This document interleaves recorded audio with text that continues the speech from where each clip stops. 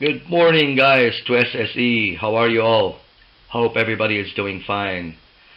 Today we will be discussing medicinal drugs part 3, which is the last part which concludes our curriculum or our program for this year. So let us please turn to page 125 in your books, section 10.6, entitled Antiacids. Now please, the statements that I read to you guys have got to be underlined by you and studied very well. So we underline, antacids are substances used to treat problems caused by the excessive gastric acid, HCl. Down in the table that we have, we need to simply underline the Maalox and milk of magnesia and Rennie. Those are examples of antacids that are used to neutralize the acid that comes out from the stomach into the esophagus, causing a state called heartburn. So the antacids will simply treat this problem by neutralizing the acid that comes out from the stomach, thus providing relief. Now please turn to page 128. 10.7 Anti-inflammatory drugs. We underline, please. An anti-inflammatory drug is a substance that reduces or eliminates inflammation. What is inflammation? Inflammation is the reaction of tissues to injuries. It affects the connective tissues and constitutes a reaction of defense of the organism against external aggressions, which may result from blows, foreign bodies, chemicals, electricity, heat, and cold. Now, the anti-inflammatory drugs are divided into two categories. The first one is the steroidal anti-inflammatory drugs, and the second one is non-steroidal anti-inflammatory drugs.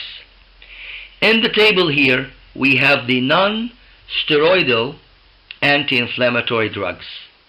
The first one is aspirin, the generic name aspirin. Its trade name in the industry is also aspirin. Now, what are the possible side effects of aspirin as an anti-inflammatory drug?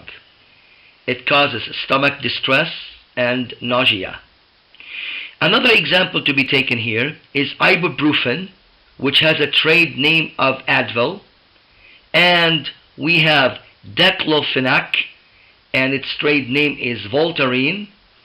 Possible side effects, you can choose 2 or 3 only: nausea, vomiting, diarrhea, digestive hemorrhage, itching, dermal eruption, asthma attacks, anemia, acute renal insufficiency. Like I told you, please, you can only choose 2 or 3 of those side effects. Remember, those are examples of non-steroidal anti-inflammatory drugs. Now, down in the paragraph here, the last paragraph, we need to underline cortisones, hydrocortisones, or cortisols. Those are examples of what we call the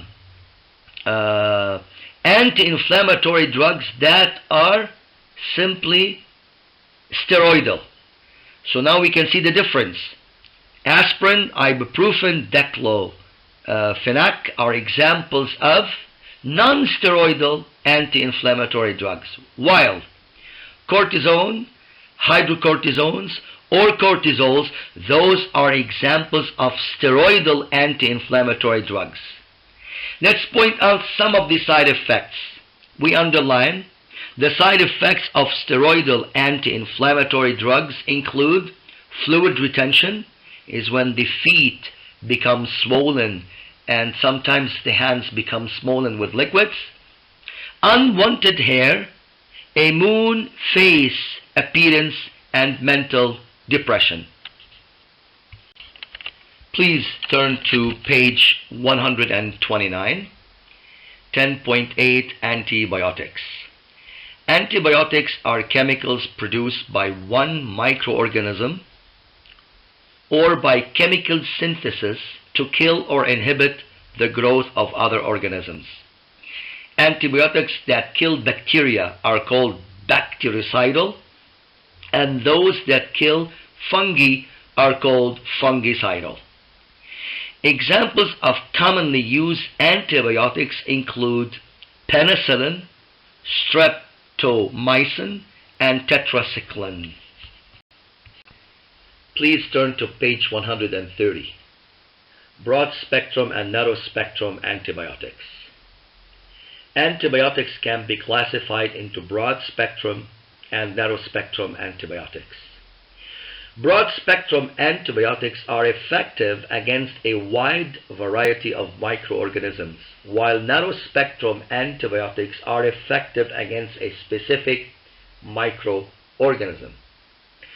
Physicians usually prescribe a narrow spectrum antibiotic when the invading microorganism is identified, and a broad spectrum antibiotic when the invading microorganism is unknown.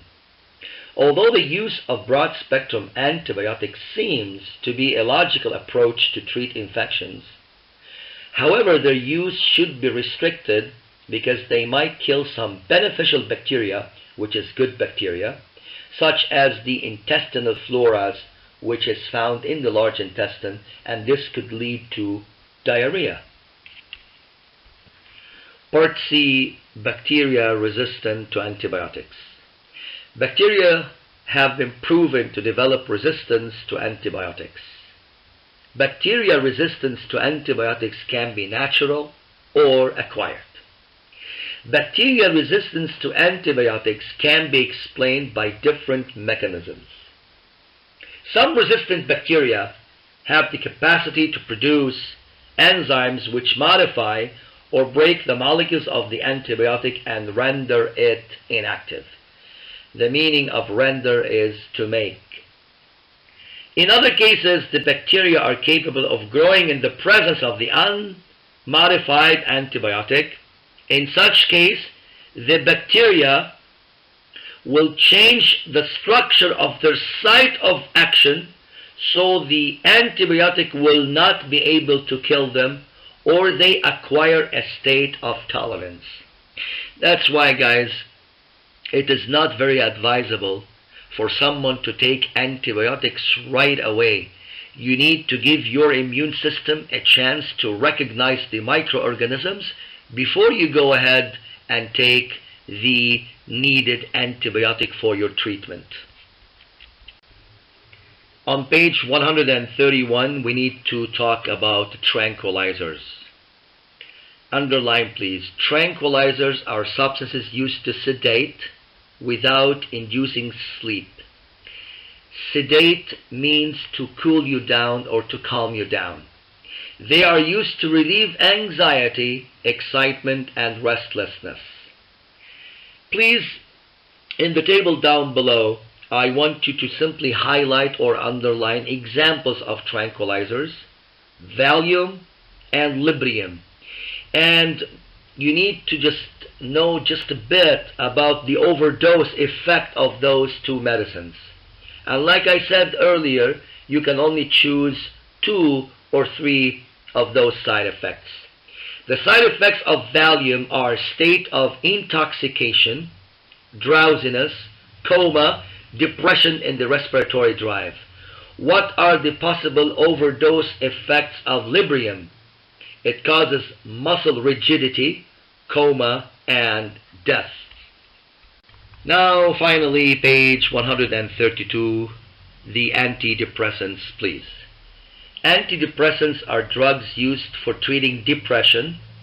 Typical symptoms of depression include continuous sadness, loss of interest and pleasure in activities, crying spells, feeling guilt, worthless, and hopelessness. Now, a great antidepressant is called barbiturate. What are the possible side effects of the overdose of barbiturates? The side effects are unconsciousness, coma, respiratory paralysis, and death. Ladies and gentlemen, thank you so much for hearing me out.